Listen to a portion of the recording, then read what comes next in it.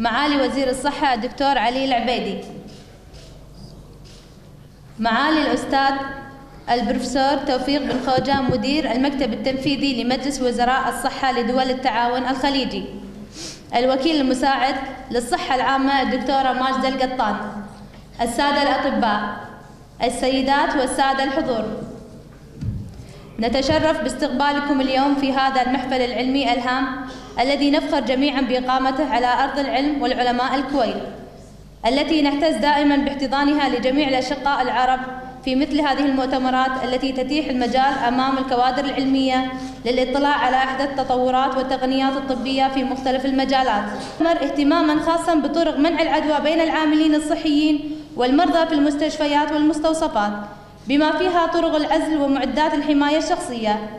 ونرجو أن تجد الأفكار والتطبيقات المطروحة في هذا المؤتمر طريقها إلى التنفيذ، وأن تتم الاستفادة الكاملة من علم وكفاءة جميع الخبراء المجتمعين اليوم في هذا المؤتمر، لما فيه من خير للكويت، سائلين الله عز وجل دوام التقدم والازدهار لوطننا الحبيب تحت رعاية سمو الأمير الشيخ صباح الأحمد الجابر الصباح حفظه الله ورعاه.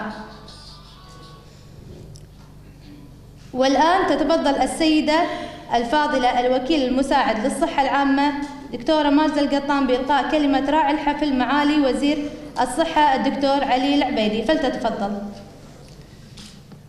بسم الله الرحمن الرحيم، الحمد لله رب العالمين، والصلاة والسلام على سيدنا محمد وعلى آله وصحبه أجمعين.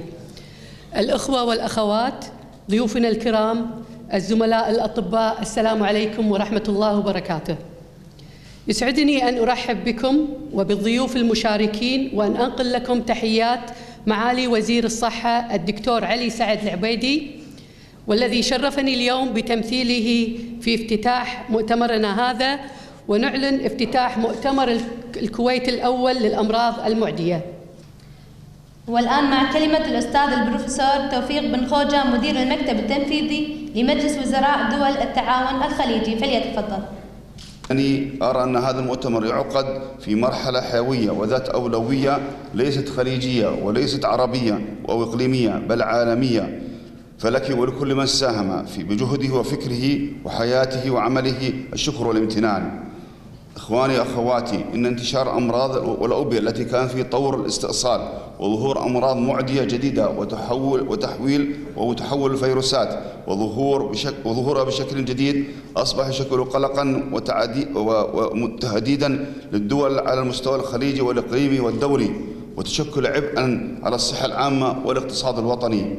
لذا برزت أهمية توحيد الجهود الخليجية والتعاون والتنسيق المكثف بين هذه الدول في طور التأهب والجاهزية للحد من الانتشار والقضاء على الأمراض المعدية التي تشكل خطرا على الأمن الصحي الخليجي المشترك.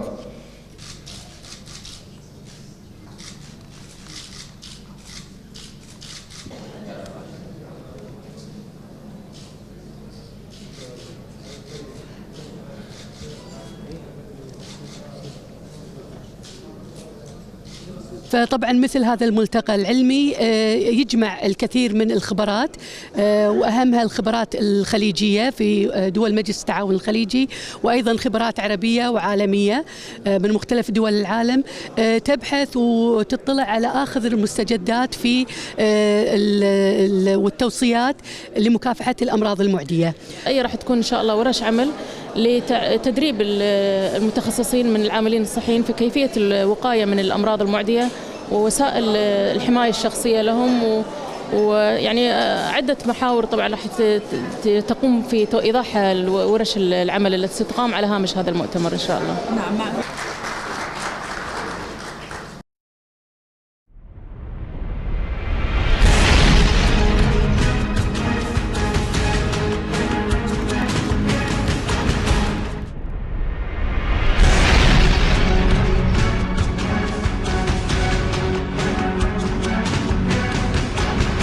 Going through it, I'll give you just a little bit of information about it. So what we are facing right now currently is really a very dynamic change of fungal infection in immunocompromised hosts. There is a lot of information has been changed over actually the last 12 to 18 months. What we are seeing actually is just the decision that should be made by the clinician himself. After, of course, testing a number of immunological factors, he can decide whether this patient is capable of taking this vaccine or not. He should look for B cells, he should look for the T cells in these patients, and if you find out that this patient is capable of taking the vaccine, then it is the clinician decision to go forward. My talk today is on infections in intensive care unit. The outline of my presentation will be introduction, prevalence of infections in the ICUs, common infection syndrome in ICUs, experience in Mubarak Al-Kabir Hospital, Kuwait, and then... دكتورة جميلة السلمان، استشارية الأمراض المعدية في مجمع السلمانية الطبي بمملكة البحرين. طبعا يسعدني طبعا المشاركة في هذا المؤتمر المنظم من قبل وزارة الصحة في دولة الكويت الشقيقة، ويسعدني طبعا دعوة اللجنة المنظمة في بلدي الثاني الكويت. بالنسبة للمؤتمر طبعا له أهمية كبيرة جدا في حين العالم كله يتوجه إلى الأمراض المعدية، يعطيها اهتمام كبير جدا لأنها تشكل عبء على النظام الصحي، على المجتمعات. احنا نتكلم عن الامراض الموجوده الدارجه والامراض الجديده اللي قاعده تطلع، بالنسبه للبكتيريا المضاده للمضادات الحيويه، بالنسبه لانواع الفيروسات الجديده مثل الكورونا فيروس والايبولا فيروس. طبعا هذا المؤتمر غطى عدد كبير جدا من المواضيع المهمة لشريحة كبيرة من العاملين في القطاع الصحي، منهم الأطباء الاختصاصيين، الأطباء العامة، أطباء الموجودين حتى في المختبر من صوب الفيروسز أو من صوب البكتيريا. وبالإضافة منى المسلماني، استشارية أولى في الالتهابات والأمراض المعدية من دولة قطر. أحب أشكر المنظمين على دعوتهم لنا لحضور المؤتمر. المؤتمر طبعا كان تحضيره كحضور وكإشراف كان جميل جدا. طبيعة المؤتمرات اللي احنا دائما نحضرها، احنا نتعرف على الأطباء من الدول المشاركة من الدول الأخرى ونتبادل الآراء بيننا وبين بعضنا. Thank you for the invitation to speak. The organizing committee is highly appreciated. It's a well-organized, well-organized conference. It is an important conference because it talks on infectious diseases, and I'm really very happy to be here. For the next time, I wish they will expand a little bit of the topics, but it is most of the topics are covered this year as well, but I want to see more on treatment.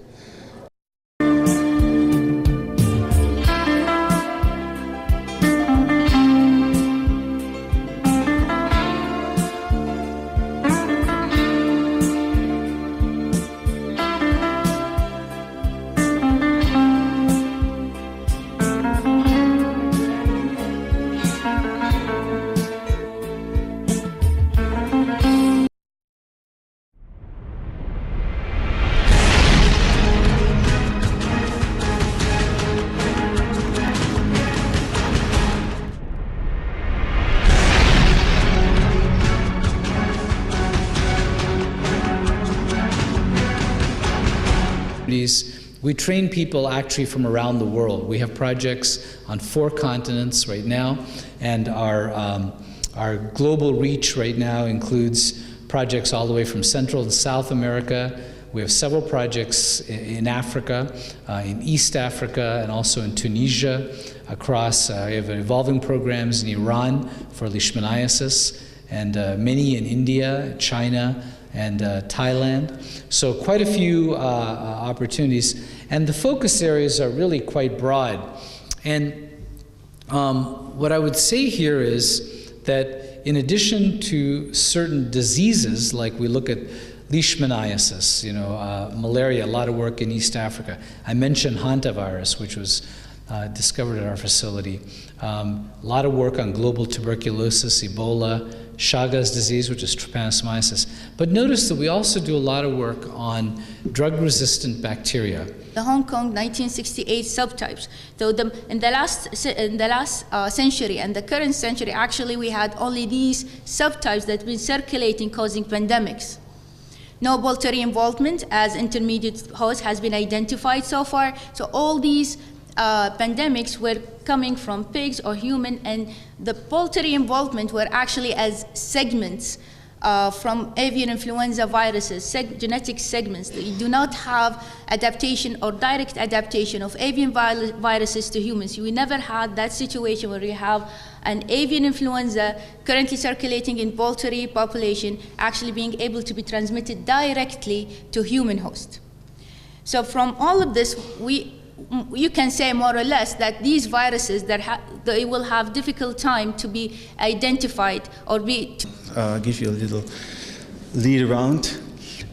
So what's the topic of today's talk is basically Ebola epidemiology, clinical symptoms, and I'll do that shorter than I used to because we heard about that already from Professor Ravi. Risk assessment, laboratory detection and infection control, that will actually be the main topic of the lecture because I think this is important for hospitals. Jahra, August 2009, where a wife burned the wedding tent when she knew that her husband is gonna remarry, and that was the tragedy. Tens of burns. After that, this caricature came. I would like to advise every Kuwaiti lady who is married to a Kuwaiti gent to remind him every time with this, including myself. A case, 16-year-old female came to us in Al-Babtain Center, 35% flame burn.